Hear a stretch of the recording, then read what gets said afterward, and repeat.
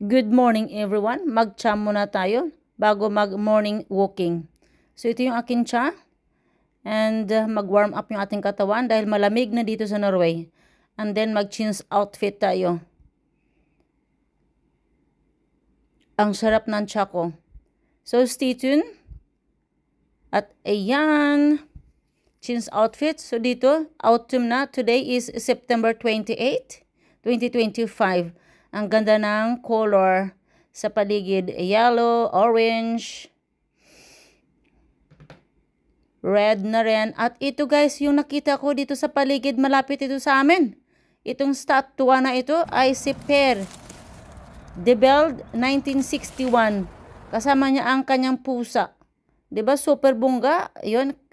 Red. May kasama ako na mama na lumalakad sa tabi ko. Ang ganda ng color ng mga kahoy sa paligid dito sa amin. Super ganda. At yan, nakawin ako sa mag-chat tayo ulit. Ang gamitin ko na tea is the Oolong Organic Blue Tea. Pinili ko ito sa Copenhagen. So, ayan. So, 3 tea share lang yan. 1, 2, 3. Okay na yan? Hindi na kailangan ng marami. At of course, yung ating syrup na Thai share. This is what France flavor. At hot water. At antayin natin ng mga 5 minutes. Pwede na nga siyang 3 minutes eh.